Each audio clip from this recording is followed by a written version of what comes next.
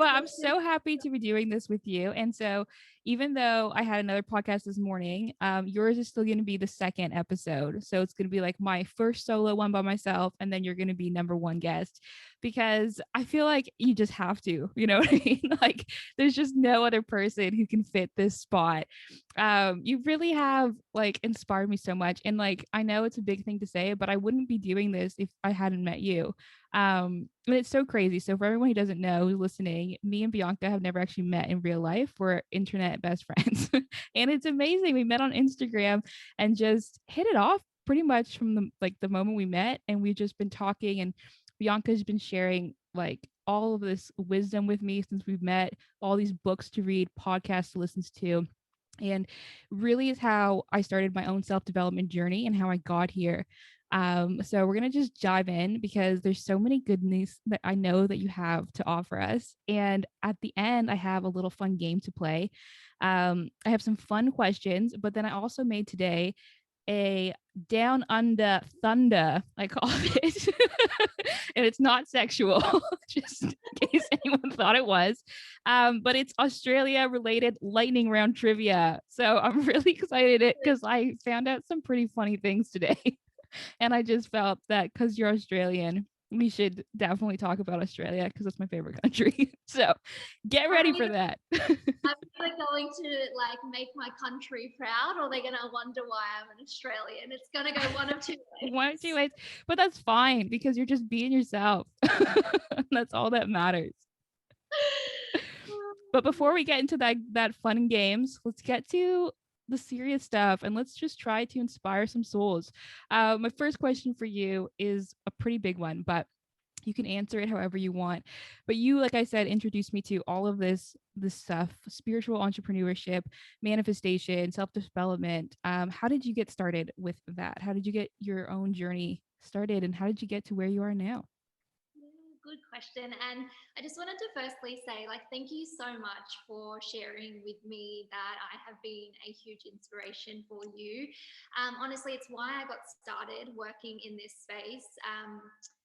For me, it means more to me than any sum of money ever would, knowing that I have been able to change someone's life for the better, because opening up this pathway, as you know, it's just a completely different world once you start to dabble in it. And it's not just your life that gets changed or improved, it's everyone who is around you or anyone else who comes across your path. And so it's this like beautiful ripple effect. So just wanted to firstly say thank you You're for welcome. sharing that.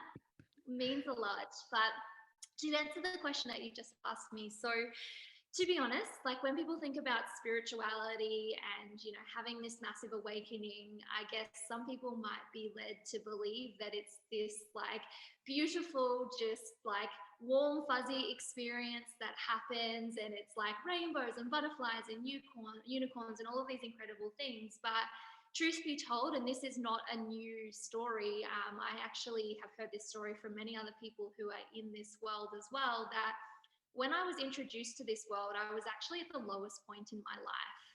I was in an insane amount of debt.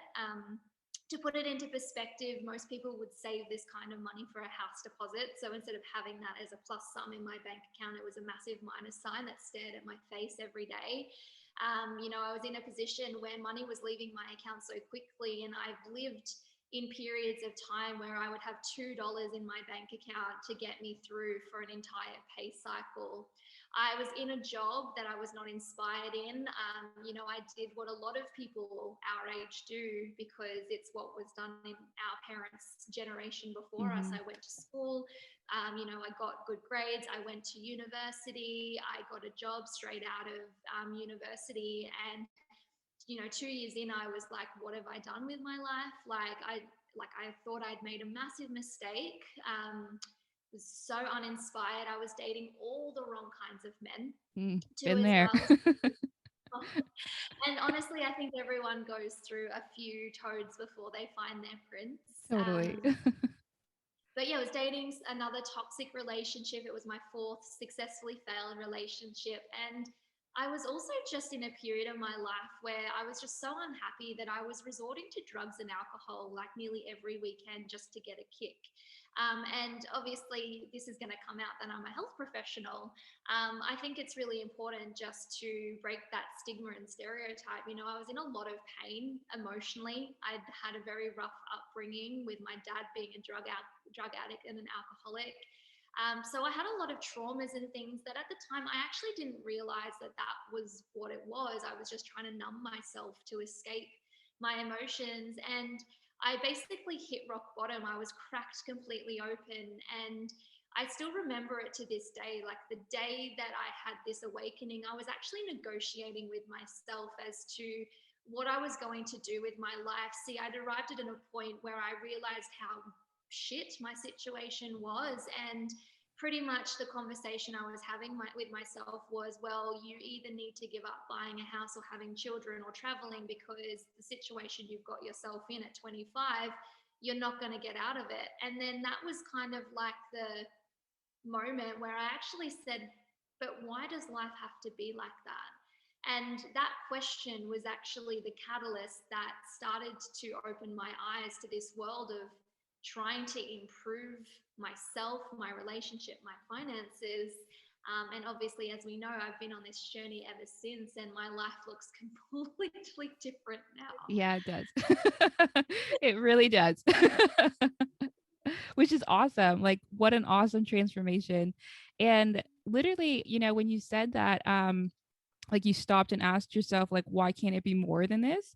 Like, I got goosebumps when you said that, because like, imagine what the world would look like if more people did that. Like, we would have so much more in every way. Like, people would be thriving, there'd be more inventions, like there just would be so much more abundance and more happy people, which makes other people happy, right? Just like you're talking about how awesome it is to inspire people. Like, if you had more people inspiring other people, like our planet would look completely different. Absolutely. People just need to ask themselves better questions. Tony Robbins says this all the time. I love that. And just like self-reflection. I don't think we're taught to do that, right? Like how I like, you know, your story of using alcohol, like everyone has a vice and that's what they go to, whether it's alcohol or porn or relationships or like even just being obsessed with like healthy things but in a bad way, like, you know, going to the gym or just like, you know, your body image and all that stuff. But we turn to them all the time instead of just being like, what am I doing?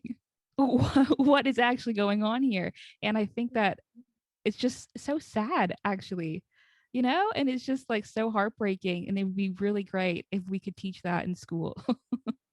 Absolutely. I think our generation will be a huge catalyst for the next generation in waking up and having this conscious awareness. Oh, totally. I think that it's starting slowly, but it will get there and it will be awesome. So from this, so you went to school for to be a dietitian, correct? Am I right there? And you still are a dietitian and you're a gut health expert. I actually love listening, like reading your Instagram posts about gut health, because I had no idea, first of all, about gut health until like meeting you, but you've been so helpful in that area. But now you're also doing spiritual life coaching. So one of them you started because that's what you thought your profession was going to be, but you're still doing it, but now it has a fun spin and you're more into it with the spirituality and everything. And then the life coaching, which is called Balance Bellas, if anyone doesn't know. When all the links will be on here, check the show notes. But how did you get inspired to create both these businesses and to take them to, you know, huge levels? I know you have big dreams for both of them. And how did all that get started? And why do you love them? Yeah, absolutely. So, to be honest, most of my endeavors that I've ever done have come from my own personal health experiences. And I guess as a result of some of the personal development work that I have done, in hindsight, it makes a lot of sense why I've created the businesses that I have. So I'm here to be a teacher. Mm. That's basically what my life purpose or Dharma archetype is. I'm here to teach. And usually you need to go through a situation first before you can then turn around and help other people who are going through the same thing. And so I guess simultaneous to my spiritual development journey, and it was actually even before that, I've had a few health challenges. So in my late teens, again, delving from or stemming from the childhood trauma. I had an eating disorder. I then developed chronic digestive health issues when I nearly lost my life when I contracted meningococcal when I was 19. I've had a very colourful past and history. Oh, yeah. You know, it's all happened perfectly because I've been able to not only help and resolve my own health issues, but I have been able to turn around and help not even just hundreds of people, but now thousands of people, especially in the nutrition and gut health related space. And so I describe myself as a multi-passionate entrepreneur. Like, I just could never see a time or a place where I'm doing just one thing, because I have so much passion and wisdom to share, and I love variety in my day. And so I created the gut health coaching practice because I guess following on from that conversation, I realized I didn't make a mistake being a dietitian. It was never a mistake. Nothing is ever a mistake. Everything is perfect. I just needed to be in the right space, in the right field. And as I was working to find my own solution to my chronic digestive issues, it's actually how I uncovered the gut microbiome. And to be honest, it was the thing that made so much sense. It made me understand why people firstly were getting digestive issues, why there was a society we were getting sicker and sicker. So, you know, there's no secret, we're in a period of our life at this point in time where we have so much chronic health related issues like diabetes, heart disease, obesity, non-alcoholic fatty liver, autoimmune conditions. Like, the list just keeps growing. And as you research, especially as I was researching around the microbiome, it was like this light bulb went on and I was like, holy moly. So I created the business in the gut health coaching space because more people need to know how important their gut health is. It literally is the root of either health or disease, depending on whether someone takes care of their gut or not. But then obviously I've got my Balanced Fellas coaching practice because I'm so passionate about helping women especially to realize their worth, realize their full potential so that they can actually start creating life on their own terms. That's so awesome. I love that. Okay, wait, you said though that the gut health is the most important thing, even if you're taking care of it or not. What? Can you tell us more about that? How can we have healthy guts? Absolutely. So inside every single person, there are trillions and trillions of bacteria. They honestly think that there are more bacteria in our gut than there are stars in our solar system. Oh Like, my it's God. Wow. profound. To be honest, even in our lifetime, I think we still won't fully comprehend just how powerful this whole system is. But basically, there's this huge community, like massive community of bacteria that live there. And in an ideal sense, these bacteria are actually intended to take care of us. So it's called a symbiotic, or like a partnership type relationship, where we're meant to feed them. They then produce things that help to support our health. So they usually produce things that help to support our immune system, help to support digestion. They support mental health and well-being. They even produce vitamins and things like that. However, in the last sort of 5 or 6 decades, there's been a huge change in our food supply. If you think about the Industrial Revolution, the rise in processed foods, and so people are eating terribly. Like, yes, there are people who are eating healthy and well, but for the large majority of people, they're eating heavily processed foods. And our gut bacteria were just never designed to be able to process this. They're just not getting the fiber and other rich nutrients that they need. So we're seeing this really big increase in inflammatory bacteria that essentially then being the catalysts for why people are developing chronic conditions like heart disease, diabetes, autoimmune conditions, like a number of those conditions that I named before. So in order to take care of our health, we actually really need to be having a huge emphasis on taking care of these gut bacteria, and diet, which is obviously great, we have a lot of control over it, is the thing that we all need to be focusing on. So whole food, plant-based, minimally processed, like the Mediterranean style of eating, that really is one of the best ways that, I don't want to say everyone, because I know everyone can be quite different, but a Mhm. large majority of people would really benefit from eating that way to take care of their health. Wow, that's so interesting. Why do you think that that's not like a thing that people talk about? Like, I've never once gone to the doctor and then be like, "Hey, it's your gut health. There's bacteria there," you know? Like no one has ever said that to me.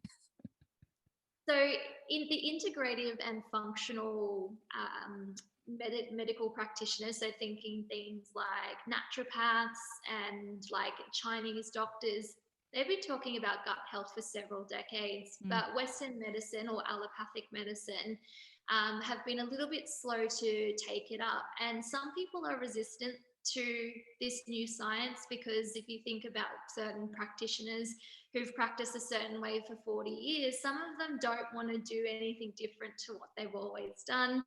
You know, in some cases, people think it's just easy to to slap a pharmaceutical on something and just, you know, hope for the best. But there is a huge uptake in this science now, and I do foresee that in the next few years it will be very commonplace for most, I don't want to say all, but most practitioners to actually start assessing someone's gut health in order to determine, you know, what changes they need to make to their diet and their lifestyle so that they can actually better manage, or even in some cases actually you know, prevent the onset of some of these like more lifestyle related conditions.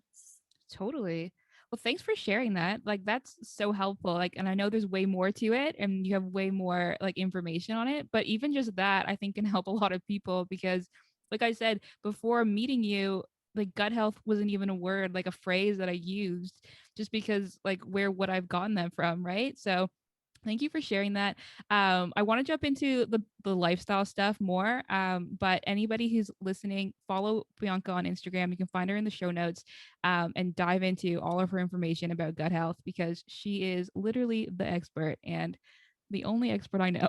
So go to her. But with the spiritual life coaching, your whole thing that you were saying is you want to inspire women to create lives that they love, and you wanted to, you know, do what we're doing here in Love and Life with Cass, like how to make people love their lives. A big phrase that everyone talks about is manifestation. I think that that's becoming really trendy now. But I would love to hear in your words, what is manifestation for people who don't know? There's just so much information out there now. So give us some clarity. Yeah, absolutely. And I'm going to make it very simple too, as well, because there is so much information out there. And with each bit of information, there's definitely truth to it, but sometimes it can become so fluffy that people just don't even know where to get started. And so, in the most simplest terms possible, manifestation is the energetic calling in of new experiences that are in alignment with your frequency. So, what I mean by that is that each and every person, and just everything in life in general, has an energetic frequency. And so we're constantly broadcasting, whether we're conscious of it or not. So there's conscious and unconscious manifestation. Conscious is deliberate, it's intentional. Unconscious is when we're not even realizing that we're manifesting.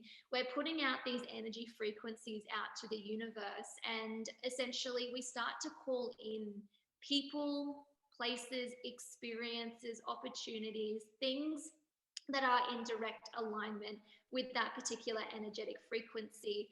And so, in order to manifest your desires or the things that you want, you need to make sure that your frequency, your energetic vibration, is in direct alignment with the thing that it is that you're trying to call into your life. Totally. Okay, so that leads us to the next question is how do you do that? What's the process? So every spiritual teacher will have, I guess, their own unique spin on it. And this is probably an example where there is always truth in what people are saying, but there's, I guess, this own unique spin that everyone will put to their own process. For me, I have a step-by-step process that I walk through. So this is something that I teach all of my Balance Bellas community members. So the first step is that, and if anyone's listening to this, maybe grab a pen because you might want to take notes here. The first step is you need to get clear on what it is that you want. And when I say clear, I mean really, really clear. People might say that they want $10,000 or they want, a new house, or, they want, to be healthier or whatever it might be. And all of those things are fine, but you actually have to ask yourself, like, why do I want that? Two of the most commonly requested things are money and men. They're usually the two things that most people want. Totally. Is money Totally. and men. And there is nothing wrong with that. Oh no, But I want those things. absolutely, who doesn't want a great partner, and who Totally. doesn't want a loaded bank account? But then when you actually start to ask questions, well, why do you want that? Usually it will come out that there is a specific reason. So for example, people might say that they want more money so that they don't have to stress about paying their rent. Well, you don't actually want more money. What you want is a situation where you're not worried about how you need to pay your rent. Mm-hmm. That's actually what you want. So it's getting crystal clear on the exact thing that you want. And sometimes it helps to ask, but why, but why, but why, but why, to the point where you get really granular on what it is that you want. The next thing that you need to do is to clear out anything that is no longer in alignment with that. So, for example, if we say that you were calling in men because you're ready to call in your soulmate or the love of your life, if you're dating douchebags, and I don't know if I'm allowed to say that word on Yeah, here, you but can let's say whatever you want. Fuck. or There you go. You're fine. you've got to do that. We'll say all the F-bombs. But if you are, and I don't have anything wrong with dating apps. I know some people have gotten married having found the love of their life on that. But if you're literally on Tinder and you're just dating boys that want nothing but to just sleep with you, and that's the end of your relationship, like, is that really how you're going to meet your soulmate? You need to change the way that you do things. And the first step to doing that is essentially clearing out any behaviors, any, situations that are essentially stopping that energy from flowing into your life. The third step is resonating. So that's actually the bit that gets missed the most in manifestation. It's also the most fun part. And it's also the bit that counts the most, is that you need to start doing the things that next level version of yourself would do in order to raise your vibrations. So for example, when I called in my soulmate, Ben, who is now my fiance, every single morning before I met him, I was spending time visualizing what it would be like to be with him. And it's so crazy. In my vision, I was dating, like, there was this guy with a man bun who was like holding our children. And I don't know if any of the viewers have seen Ben, but if, I know, Cassie, you've obviously been around pretty time, his hair has just grown into a man bun over the last 3 years. And what I was doing in that situation when I was visualizing this scenario with Ben was putting myself in a state of unconditional love. So I was basically stepping into that energy, and that is something that people need to do. So if your goal is to get more money, then you also need to show the universe that you're not spending your money on useless things like constantly buying online shopping and takeaway. Like, you have to show that you're doing those actions. The next step is taking inspired actions. So being guided by the universe to take action, whether that's in the form of an idea, a thought. You might hear something on a podcast like this. Woo!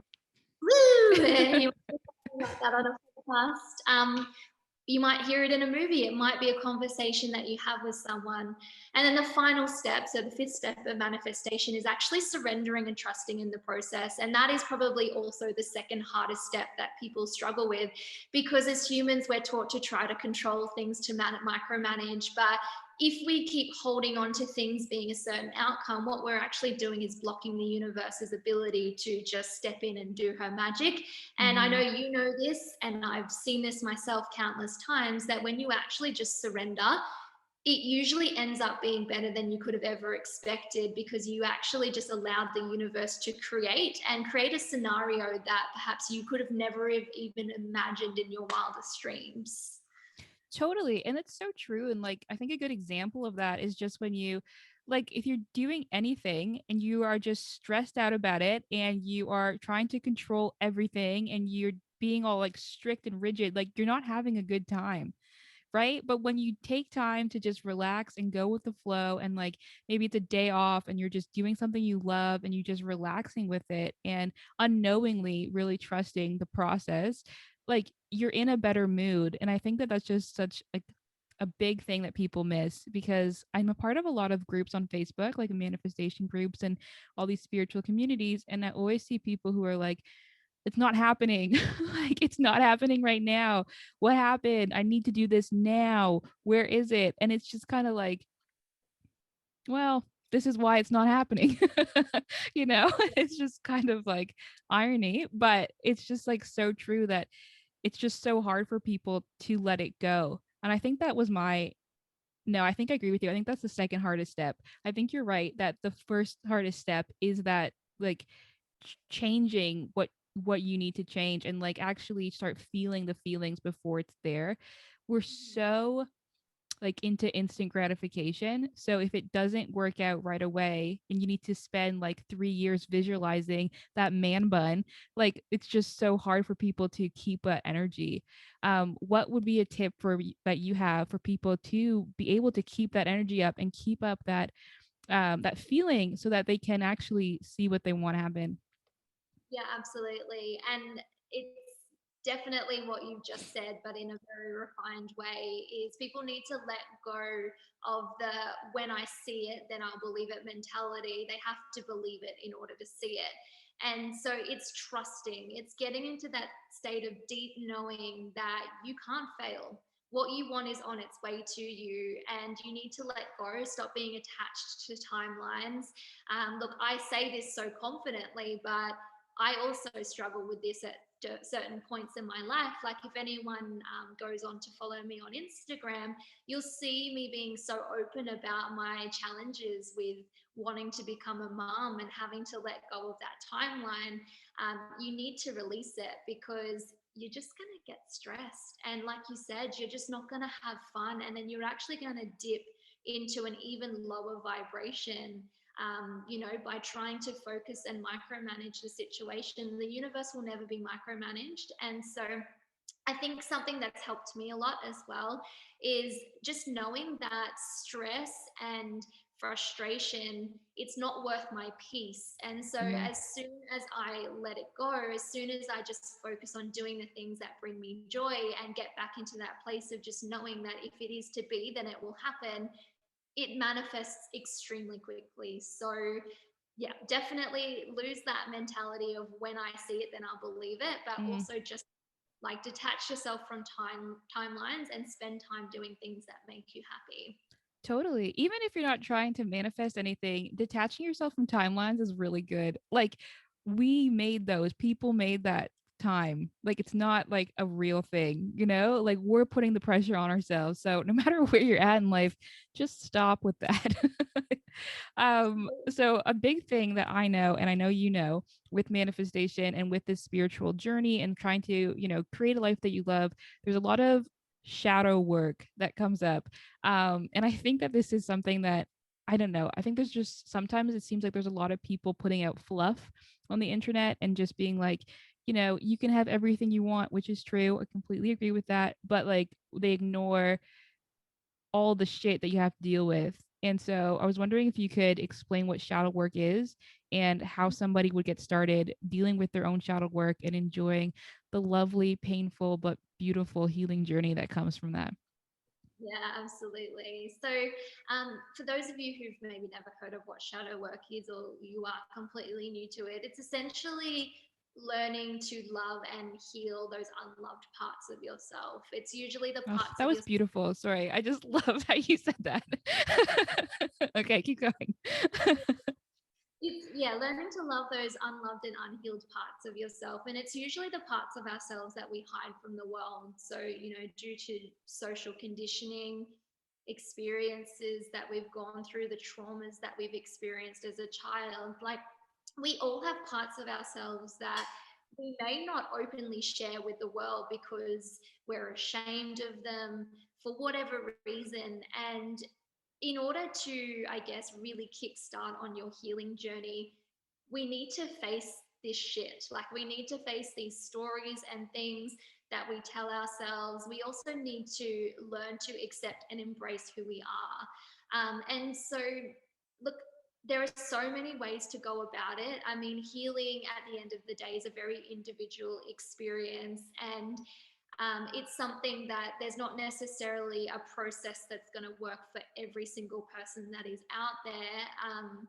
But sometimes, firstly, engaging with a coach, someone who perhaps you really resonate with. So if there are people out there who you're watching them on Instagram, they are coaches.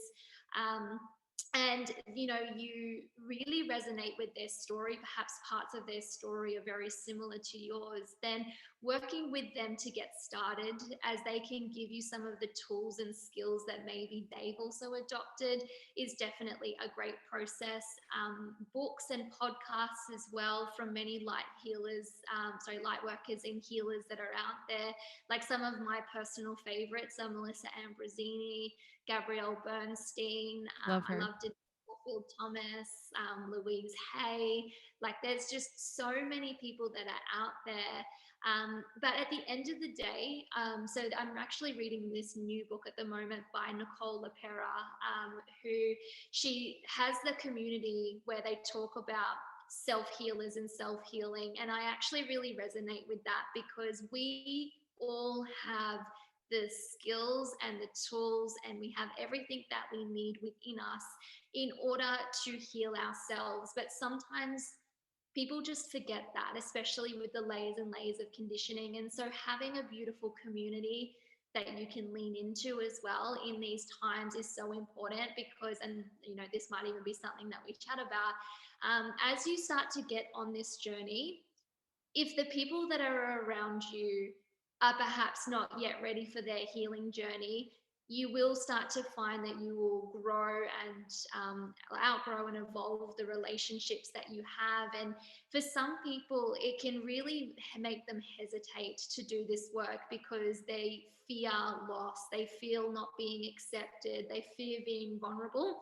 So whether it's a coach or a community that people can tap into, I think that they're really valuable things that people need to, really get kick-started on their shadow work and healing journey. I completely agree with that. I think that's so smart. I think that you're right. Like, I know for me 100% that I lost friends, like not much lost them, like I don't know, I didn't really grieve them. We grew out of it because of like how much I was growing, and they just weren't. They're staying in the same cycle. When you're trying to make yourself better, if you're constantly hanging around these people, it's just you're not going to grow as what you want, right? So it was really like it was sad and it hurt, but that growth, and I felt alone. And then like finding the communities online, finding friends like you and having like people to talk to, but also like for me, going to therapy. So that's like, my version of the coach. Like I was in therapy already. So that started that journey too. And then from that though, I learned how to be able to actually heal myself, because it's just like now instead of talking to the therapist, I take my journal and just write out like what, I would assume she would say, kind of, because I already have gone through it. And it's so cool because I really like what you're talking about the self healing, because I just know that like I needed the community, and I still do. Obviously, I love community, and I love even just conversations like this with you, and like, talking with other people. But those times of healing now by myself are so beautiful, and like they're just so profound, because it's like me helping me, and it's, I don't know, it's just like something else, like the epiphanies that come when I'm journaling and just being like able to release stuff that, I've come so far. I've been on this journey for 3 years, but there's still stuff coming up, and just being like, whoa, didn't know that was there, and now it's gone, and just like working through it is just a whole other experience. So definitely love your answer. Thank you. I think too though, so we talked a little bit about faith, because we're talking about surrendering and letting go. And I think that you are one of the, like, have the strongest faith of a lot of people I know. I am very optimistic, and I have a strong faith. Like I grew up going to church, and I've always believed in like God or the universe, and like had that relationship. But I have moments, obviously, like everybody, and there's sometimes when you just say something, like when we're talking, and it inspires my faith. Like I know when you say, like, you speak your manifestations as they are like already happening. Like we were talking about, a couple of years we've been doing this thing, and you just go, yes, I will be having a child then, so we'll be, making arrangements for that. And I'm just like, yes, like that is just so much faith. But how did you build that? Like how did you make that relationship with the universe where you can do that? And how can you help somebody? Like what's your advice for somebody who has no faith in themselves or the universe? Yeah. So it's not something that I have just necessarily been born into. I almost feel like my faith is a muscle that I've continued to work over time, through different experiences. Like if everyone that's listening to this even just takes a moment to just stop and think, I want everyone to stop and think about a time where life was so challenging and you honestly just felt like where you were in that particular point in time, there was just no way out of it. Like, I just want everyone to get into that place where it might have been a breakup that you went through that you thought you would never recover from. Maybe you lost a loved one. Maybe you were like me and were in so much financial debt that you literally had no idea how you were going to pay your bills, put food on your table. If you then think about what happened after that, so you recognize that there's points in your life where you've actually been able to move through it. And it's not usually until you're in hindsight that you realize that you were able to move through it.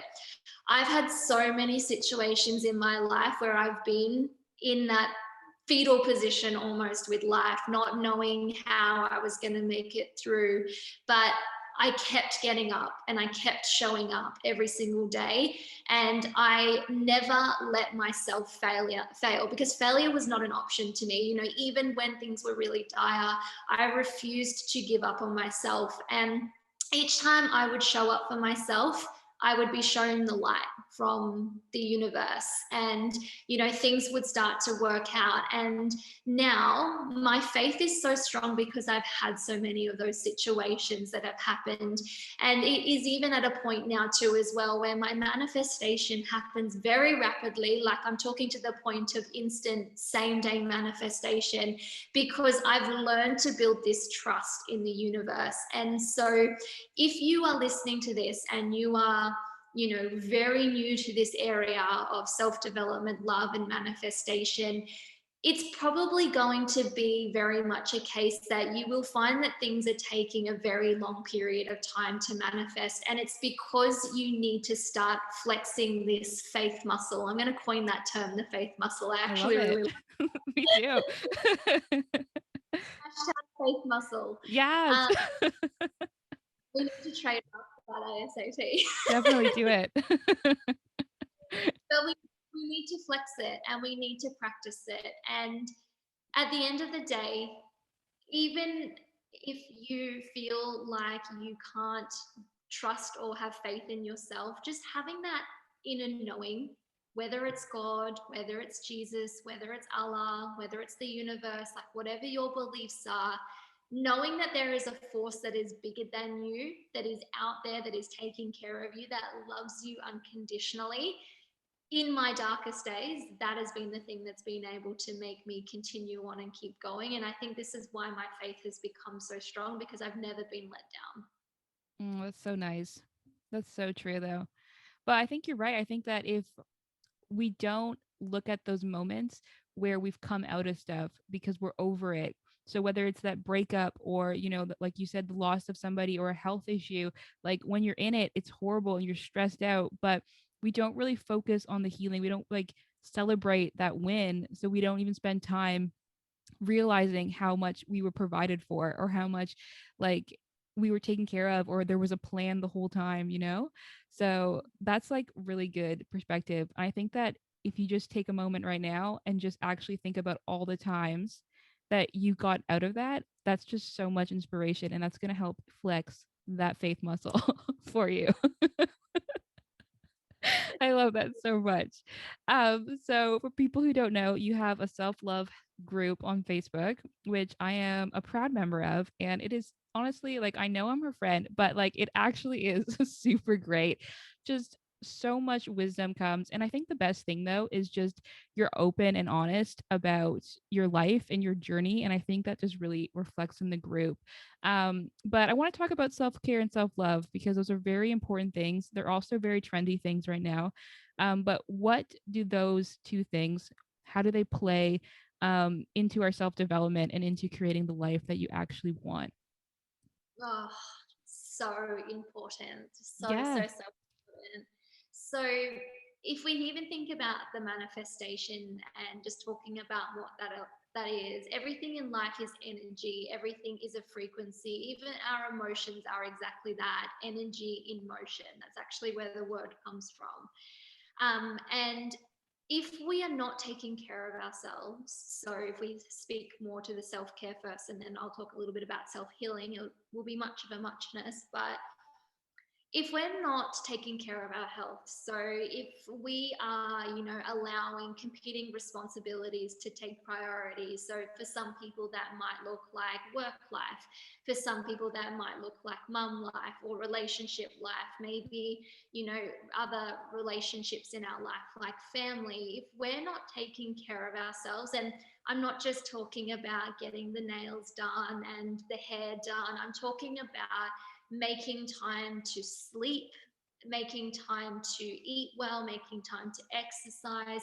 taking time to rest. Like, this is all important parts of self care. And when we're not meeting our vital needs as a human, we start to vibrate at a lower frequency because we start to envelop feelings of frustration and resentment, and just lack of self-worth really is also something that really shines through when people are not making their self-care a priority. And that's actually the whole ethos of Balanced Bellas. Is I'm teaching women how to prioritize themselves, their health and their dreams, and I'm really coming from a place of helping women own that being your number one priority is not selfish. In fact, it's absolutely necessary if you want to live your dream life. And that's not saying at the expense of sacrificing everything else. You actually can have it all.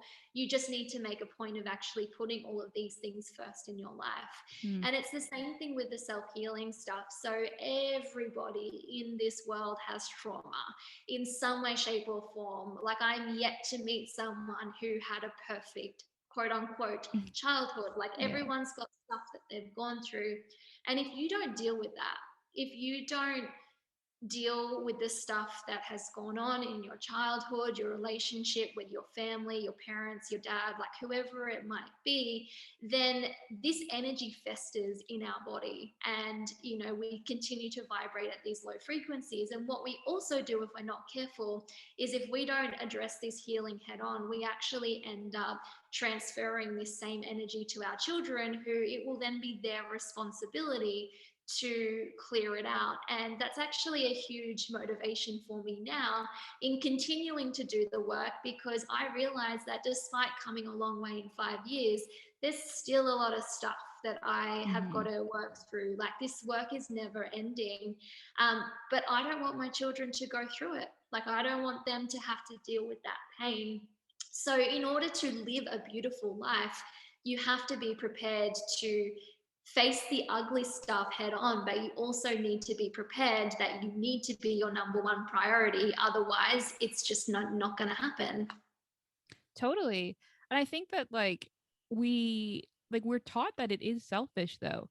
That even using the phrase self-care, sometimes people like if I say that, they're like, "Oh, you're just being selfish." And it's just like, "No, I'm just tired. Like I need to go to bed." you know. But it's so crazy how the way that we're brought up and how like counterproductive it really is, because not that like you should be doing self-care to be more productive, but if you like you said, if you can't take care of yourself, you can't really make anything else happen. You're not even providing for yourself. Like, how are you going to be able to meet any other need or dream that you have, if you can't like just let yourself sleep when you're tired? Yeah, well, eat when you're hungry and eat all Yeah. of that.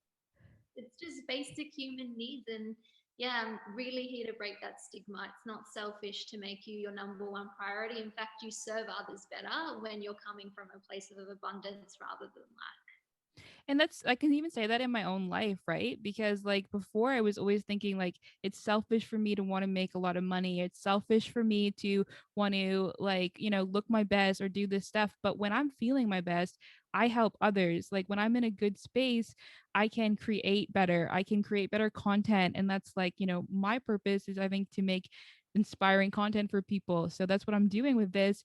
But when I'm not taking care of myself, I'm like, I can't do anything, like I'm just, nothing's flowing out of me.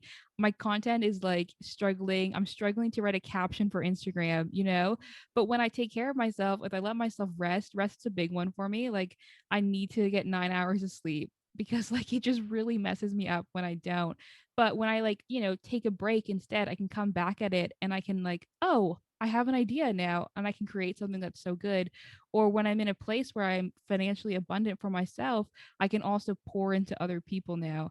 And like, it goes back to what you said at the beginning, how you wanted to touch all these people and this ripple effect. And you can have that ripple effect, but you need to start here. You need to start in this vessel and fixing what's going on first. Because no one wants your shitty ripple effect. They want your good ripple effect. Yeah, absolutely. So true. So true. Love yourself so your ripples are nice. But I would like to know, if you could go back in time as yourself and meet your 18-year-old version of you, what would be the one thing, or you can, a couple things that you would really tell them and just make them understand? Mhm. It's all going to be okay. All okay would be Oh, what I that's would nice. tell my year old self, because even though at the time maybe I didn't recognize it, I didn't have a lot of self awareness like I do now. But I was stressed. I was unhappy. I didn't feel loved. I was recovering from my eating disorder. All I knew was the poverty struggle at 18 years of age. And one thing would definitely be to let her know that everything, it's all going to be all okay and it's all going to figure itself out. But the other thing I would say, or more do really, would be to go back in time and thank my future self, because often people can have shame and guilt and remorse around where they've come from. But the thing is if it wasn't for that person that you were 10 years ago, sometimes even 5 years ago, if they hadn't been confident and taken the courage to take that first step, which turned into several steps, which turned into walking a mile and then running a marathon, you wouldn't be here. And Mm. so I think for a lot of people, yes, reassuring them and letting them know that it's all going to be okay is important, but also recognizing that that past version of yourself is a huge reason why you are here today doing exactly what you're doing. Oh, I love that so much. I feel like that is so important. Like, we make mistakes. We all go through stuff. We all do stuff that we don't like. But at the end of the day, that person is what got you right here. And like, just like you said, like, if I didn't go through all the shitty stuff I went through, like, I wouldn't be so nice and I wouldn't be so like trying so hard right now to make my dreams happen, because I wouldn't even have the courage to do that. And so I think that's just really huge. And I really like that you said that. That was really good. You get teary eyed. We need to get a time machine. I need to go back in time. um, but no, that was really good. I have one last question for you, and then I want to jump into some fun stuff. But this is the big question that we're gonna ask every person that comes on the show. What is your number one love and life tip that you would give to people to help them to love their life with Cass? We only just spoke about this, but I think it's so important, and I'm going to emphasize it, like underline it, bold it, hashtag it. Yes. It's not selfish to put yourself first and make you your number one priority. Is the ultimate number one tip that anyone can ever do when it comes to taking care of themselves, but also building a life that they love. That's just so true. And like literally, if no one, anyone listening doesn't take anything away, like that's the one thing to take away from this conversation. I mean, it's all been super helpful, but if you're only listening to one thing here, I think that should be it, because it is true. Like like we said already, you can't do anything if you're not taking care of yourself. And you can't help people, and you can't do the things that you want to do. You can't even like get out of bed if you don't take care of yourself properly, you know? Like I just think back to my times, like I have anxiety and a little bit of depression I struggle with sometimes, but when I'm at my lowest moments, it's usually when I haven't taken care of myself. Like I'm allowing myself to just sink into these lows instead of actually trying to help myself out of it. And I think that's just like, it goes back to a whole bunch of reasons why, but like when you take that initiative and just start prioritizing yourself, like magic happens, and it's pretty cool. Absolutely. I love that. Go you, girlfriend. Thank you. Okay, ready for some fun and games? Okay, we're gonna do some rapid fire questions. So these are just fun little questions to help us get to know you more. First question though, this is kind of a travel podcast. What is your favorite travel destination that you've been to? Oh God, I just know. one. Just you can say two. Um, let's say the Bahamas. The Oh, Bahamas nice.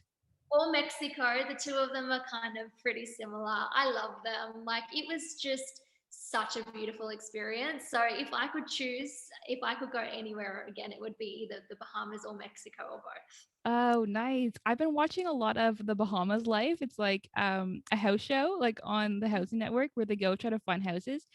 And the Bahamas is stunning. Like the water there like is so turquoise. Like it literally freaked me out. Like I travel a lot, but Bahamas was never really on my radar until watching the show. So thank you, COVID, for lockdown, so I can watch a lot of TV and get inspired to go to the Bahamas. Must go to the Bahamas. Must do. I'll do it. Okay, if you could do anything in the world right now, like money wasn't a problem, so you have all the money you need to do it. Technology wasn't a problem. You could go to space if you wanted to. What would be the one thing that you would be doing? Maybe because I am freezing cold here in Australia, so I would be like going somewhere warm, like just picking up and moving somewhere nice and tropical. People probably think I'm crazy because everyone thinks of Australia as this like huge desert. It's cold right now. I just want to be somewhere immersed in the sun and the warmth and the sunshine. What's the Living temperature? like at the moment, I think it's like 10 degrees, so it's not too bad, but it's been 4-degree mornings. And I tell you what, Ooh. Queenslanders are just not built for this weather. No, totally. But I wish I could give you all the money and technology to transport you to somewhere warm. Yeah, thank you. Okay, if your house was on fire and like knock on wood, it's never going to be, but if your house was on fire and all the people and pets and everything living was safe, what would be the one item that you'd go back and grab? All of my photo box memories of Oh, my dad and my childhood, like all the sentimental things that money can't replace. oh, that is so nice. I love that. Oh man, I haven't looked at my photo books in so long. I'm like flashbacks. I know you don't drink, so what is your go-to like drink at a coffee shop or a bar? Oh, I love coffee. So even though I only have one a day, so if we're going out in the morning, I will totally have a soy latte. Otherwise, if it's in the afternoon, it'll be like a turmeric or a chai latte or a Mm, hot cacao, like all the things that you would anticipate that I would go for. nice. Oh, a nice chai latte would be so good with your cold weather. It's like perfect. What's your all-time favorite song? I know that's kind of a hard one too, but Ooh, that is a good question. Look, I'm going to just say it maybe because it's big, because Ben and I, ah, obviously recently got engaged, but I yeah. love the song You and Me by Lifehouse. He loves it too, and it will definitely be the song that I walk down the aisle to. Oh, yeah. That's so cute. That's gonna be nice. If you could have dinner with one person, living or dead, who would it be? Some people are either going to love me or hate me for saying this, and I actually don't care. Khloe Kardashian. I love her. She Oh is my God. and a half. And like, I know some people who haven't necessarily watched their show would probably think that that's crazy, but I grew up watching the Kardashians and she's so spiritual like we are, and just her whole demeanor and mannerisms, like I really see some of my characteristics in her, so I would love to have dinner with her. I love that. If Khloe Kardashian ever listens to this, please call Bianca. There you go. Let's manifest it for you. Okay, that was it for our little questions. Now it's time for Down Under Thunder. Oh God, I have not prepped for Australia trivia, but let's I see how. know. But okay, so there's a bunch of different stuff in this. There's like 10 kind of questions. I have one would you rather in here, some true or false, some Aussie slang, just a whole bunch of stuff, okay? But basically Australia is my favorite country that I've ever been to, and I realized the other day I haven't been there in like 8 years or something ridiculous, and I just like really started missing it today. And then because I was podcasting with someone else and he's been to every country, so we're talking about travel, started thinking about Australia, and then I realized I was podcasting with you and I was like, we need an Australian game. So I made this. But the number one, so first question is a would you rather. So would you rather vacation in Western Australia or Tasmania?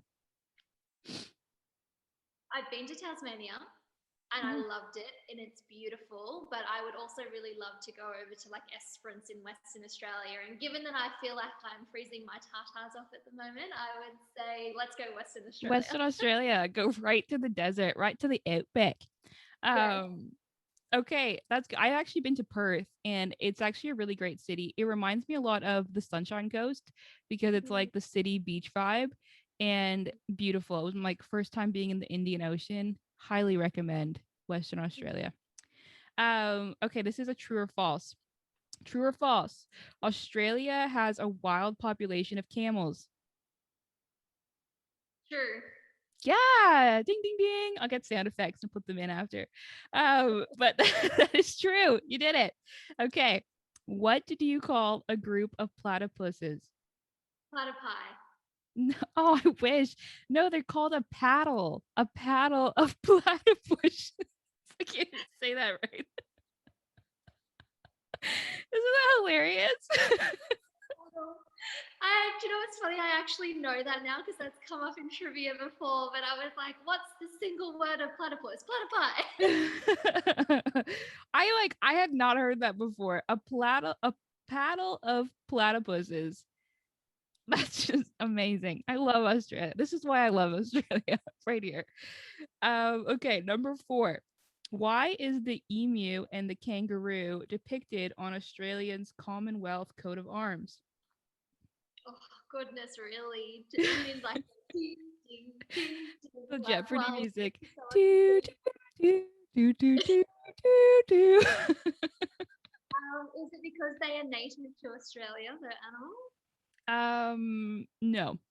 It's because, and I I just found this on the internet, so I'm sorry if it's not true, but I am stating that it's fact. But the internet said because the emu and the kangaroo can't walk backwards, and they thought it would represent a nation moving forward. Oh, that's cool. Yeah, this is actually pretty cool. So symbolic. Like I literally would have been like, it's because there's a lot of kangaroos and a lot of emus. Like they're native to Australia. Yeah, they're here. Let's put them on. But no, apparently it was more in depth. Whoever thought about that really put an effort. So good on Very them. clear thinking. Good on them. Yeah, good job moving Australia forward. Okay, question number 5. What is the name of the train that runs between Sydney and Perth? And there are multiple choice here. So A, the Sydney to Perth, B, the Indian to Pacific, C, the Crossbound, or D, the Inland Voyager. I feel like I this is almost want to wants to be a say millionaire. the Indian to the Pacific. Is that your final answer? Can we 50-50 this one? No, you cannot call a friend. Let's go B. Let's go Ding, B. ding, ding. It's right. You won. Who wants to be a millionaire? You didn't. Sorry. But if I had $1 million, I'd give it to you. Okay. What is a billabong? Is it referring to like a pond or a lake? Yeah, it's a pond in a dry riverbed. Yeah. Woo! Okay, this is some Aussie slang, which you should know, I think, because you guys made these. But arvo. What is an arvo? Afternoon. Yeah. A Becky. A Becky. What is a Becky? How do It's you like spell it? a Biccy. Oh, Bicky. Yeah, a Bicky. A biscuit. A biscuit, a cookie. I think that's so weird, but we don't even call, like, in Canada, we don't even call cookies biscuits. So it's like totally not even close to what we would use it for. This one I never heard of to today, but it is and I wrote down how to pronounce it. A budgie smugglers. Also known as A Speedos. Speedo. I encourage everybody to look up budgie smugglers on Google and just see what images come up. This one's a classic, but Macca's. Oh, McDonald's, like, that's just so much better. You know what our nickname is for McDonald's in like North America? It's McDicks. Yeah. Like, just no class at all. Just like crazy. And the last one is thongs. Oh, I love this because the amount of times in America, I know obviously you're in Canada, but the amount of times when we would be in America and I would be like, I need to grab my thongs, and people would look at me weirdly. It's referring to like sandals or like shoes, basically, that are like the rubber ones that you like slip on to go to the beach. Yeah. Obviously in America and maybe even in Canada too as well, a thong is a G-string. Yeah, a thong is a G-string. We call those flip-flops, like the sandals. But that happened to me in Australia where someone was just like, hey, grab your thongs. And I was just like, excuse me? Like, okay. But then they told me. But it took me back. I'm not gonna lie. I literally thought he's talking about underwear. Like, could have gone really bad. You know, I could have started like yelling at him, being offended and all this stuff. I didn't, thank goodness. Okay, that's our slang. We got another true and false for you. Australia has more sheep than people. True or false? False. It's true. The population of Australia is 25.6 million. The number of sheep, okay, ready for this? 85.7 million. So sheep out like ratio the people 3.3 sheep per person. Wow, I did not know that. You guys have like an abundance of sheep. Isn't that crazy? Like, what are you guys doing down there? I actually don't know. Just making Ugg boots, I guess, for everyone. Yeah, absolutely. Okay, which cake is often referred to as the national cake of Australia? Lamington. Correct. And it's a sponge cake dipped in chocolate and coated with some coconut, for people who don't know. And it's actually really good. I did an assignment in like the second grade or the third grade about Australia, and I made lamington and brought it in. And it was like my first little tour. It's actually like the beginning of my passion for Australia came from that project. So okay, last question before we get to the end of our episode here. But how many of the world's top 25 deadliest snakes live in Australia? Like 8, I think. Final answer? It's like 8 or 9. It's like pretty close. Let's go 8. 25. So there's 21 out of 25 live in Australia. Yeah, you guys have like all of them. We also have like all the scary spiders and everything. Yeah. For those of you listening, we do not ride kangaroos to school. That's a question that I get asked all the time. We do have them, but in suburbia, they're very few and far between. It's like out in that big pile of desert that no one really lives in. Where the camels are, apparently. I actually saw a brown snake, just to let everyone know, when I was in Australia. Oh, Like wow. from a distance, and like obviously wasn't dumb about it, but it was still cool. I actually really like snakes and I like Yeah, spiders, and I think they're just like misunderstood. So it was a big moment for me. I love that. But yeah, definitely don't get too close. No, like be smart. You know what I mean? Don't go be like Steve Irwin and try to, you're not an expert. You don't know what you're doing. Just look and take a picture and leave. Yeah. Yeah. But the way I like to end every show is to share a high note. Ah, but it's where we share something we're grateful for or just an accomplishment we're really proud of.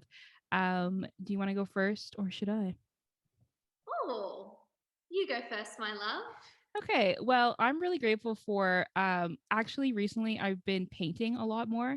And so we've been in lockdown for a couple months and we're finally getting out of it, but still spending obviously a lot of time. Like we're not, no one's rushing to push things out. We're still like taking our time and going in stages. So I still have a lot of time in my hand. And because it's summer now, the sun's out. So I've been painting outside and like in the evening, which is like my favorite time. The sun's already starting to set and it's just been really beautiful, and just these quiet moments that, you know, this crazy situation in this world has given me. Very thankful for it. And you know, my art's not amazing, but like I don't care. I don't want to necessarily improve. I just do it because I love it. And it's been just really great. So that's my little high note for today. I love that. And it's so true. It's the simple things, the small things in life that bring us so much joy. And, do you know, for me, even though it was technically a big goal or milestone moving to the Gold Coast, I'm just still in a major euphoria that I'm back living here. You know, I spent a lot of my childhood growing up here, but then lived most of my adult life in Brisbane, which is only an hour away. But every time I would come to the Gold Coast, it would just feel like home. And it's just so nice. Like, again, the small things. Where I live, I have the beach 15 minutes from me. Mm, So on a Monday and a Friday, I get up and I, go to the beach, and to be able to start my day watching the sun come up over the water. But then I also have that beautiful ability that I'm also in hinterland as well. So I can get to walk through nature.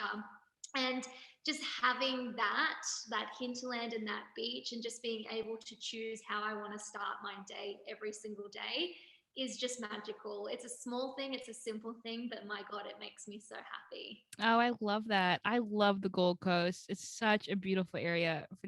Just go to Australia, guys. I don't know what you're doing right now. Just head to Australia. Please come to Australia. That's awesome. Thank you so much for doing this. I feel like you've given us so much information that's going to be really helpful to everyone listening, and definitely had some fun.